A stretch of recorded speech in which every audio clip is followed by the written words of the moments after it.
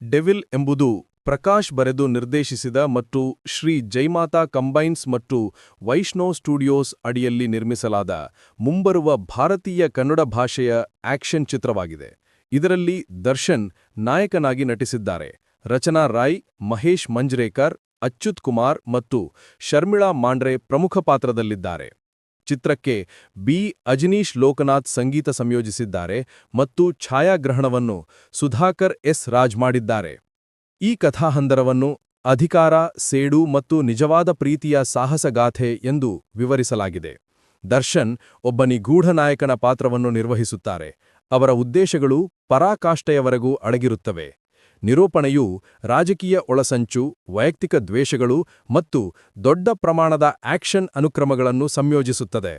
ಪಾತ್ರವರ್ಗ: ದರ್ಶನ್, ರಚನಾ Roy, Mahesh Manjrekar, Achyuth Kumar, Sharmila Mandre. Roger Narayan, Sobhraj, Srinivas ಪ್ರಭು, ತುಳಸಿ ಶಿವಮಣಿ. ಈ ಚಿತ್ರವನ್ನು ಅಧಿಕೃತವಾಗಿ 2 ನವೆಂಬರ್ 2023ರಂದು ಘೋಷಿಸಲಾಯಿತು ಮತ್ತು ಚಿತ್ರೀಕರಣವು 22 ಮಾರ್ಚ್ 2024ರಂದು ಬೆಂಗಳೂರಿನಲ್ಲಿ ಪ್ರಾರಂಭವಾಯಿತು. ರೇಣುಕಾಸ್ವಾಮಿಯವರ ಕೊಲೆಗೆ ಸಂಬಂಧಿಸಿದಂತೆ ದರ್ಶನ್ ಅವರನ್ನು ಬಂಧಿಸಿದಾಗ 2024ರ ಮಧ್ಯದಲ್ಲಿ ಈ ಯೋಜನೆಗೆ ದೊಡ್ಡ ಹಿನ್ನಡೆಯಾಯಿತು. ಫೆಬ್ರವರಿ 2025ರಲ್ಲಿ ಚಿತ್ರೀಕರಣ ಪುನರಾರಂಭವಾಯಿತು. ದ ಡೆವಿಲ್ ಡಿಸೆಂಬರ್ 11, 2025ರಂದು ಬಿಡುಗಡೆ ಮಾಡಲು ನಿರ್ಧರಿಸಲಾಗಿದೆ. ಈ ಚಿತ್ರವನ್ನು ಎಲ್ಲರೂ ಚಿತ್ರಮಂದಿರದಲ್ಲೇ ವೀಕ್ಷಿಸಬೇಕಾಗಿ ತಮ್ಮಲ್ಲಿ ಕೇಳಿಕೊಳ್ಳುತ್ತೇನೆ. ಯಾವುದೇ ರೀತಿಯ ಪೈರಸಿ ಮಾಡಬೇಡಿ ಎಂದು ಬೇಡಿಕೊಳ್ಳುತ್ತೇನೆ. ಜೈ ಕರ್ನಾಟಕ, ಜೈ ಕನ್ನಡಾಂಬೆ.